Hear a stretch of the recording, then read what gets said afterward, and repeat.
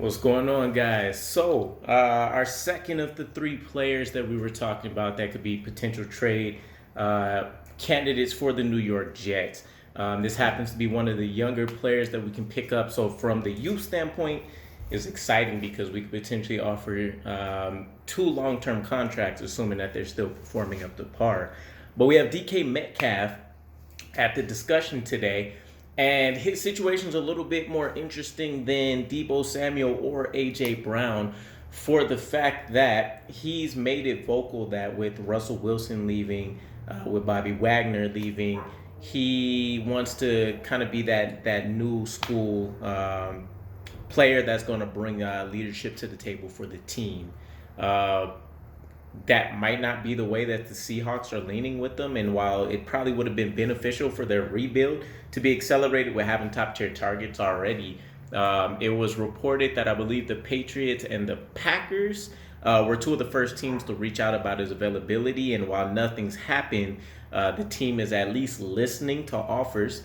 So, kind of keeping things in perspective, Tyreek Hill would have been kind of the crux of all the players that could have been traded this season for the wide receiver position specifically. So in that trade, I believe it was mentioned we were going to provide picks 35, 38, and then I think it was providing pick 111 in the fourth round, or we were swapping fourth round picks, something like that. Either way, though, that should pretty much be the max that we end up needing to offer for these players because they're coming off rookie seasons. They're great at what they do, but they're not the absolute, top three at their position, which is great for us from a contract standpoint, which we're also going to need to offer him, as well as the draft capital. Maybe we can just give up one of the second round picks and maybe a few of the mids. We only have the 1-3, but we still have 2-4. So some way like that, we can work it out.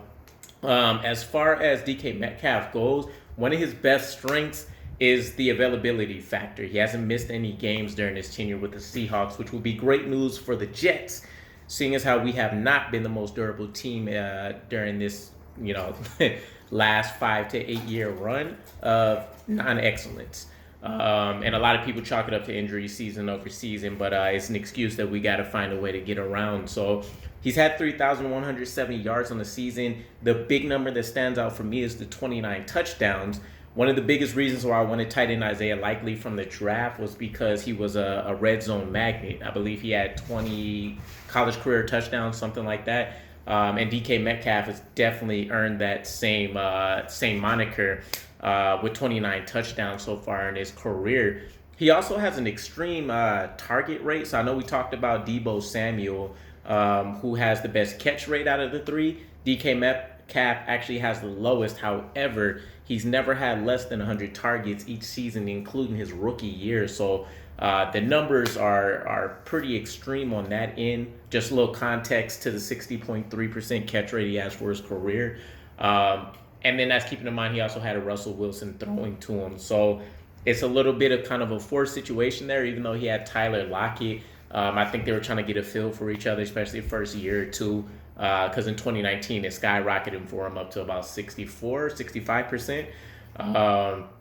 But all in all, again, we have the youth factor, we have the availability factor, we have that he's a huge red zone threat. He also has the ridiculous physical attributes. I mean, he absolutely crushed the combine. So for a player who has everything that you would physically look for if you had to, custom build a wide receiver, this will probably be the route that a lot of people want to go. And it's the reason why we've had so many people raving about us needing to go get him once the Tyreek Hill trade fell through. So the only downside that I personally would have to this trade would be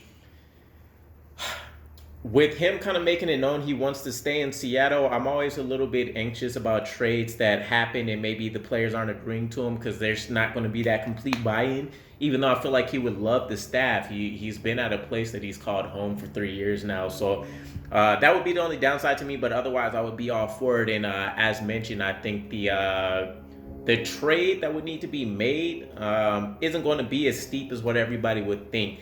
I know Tyreek Hill got I think he netted the Chiefs a first, a third, and a fifth, if I remember correctly. But either way, let me know what your guys' thoughts are on the DK Metcalf front. Do you prefer him over Debo Samuel? And we'll talk about AJ Brown as well. Peace.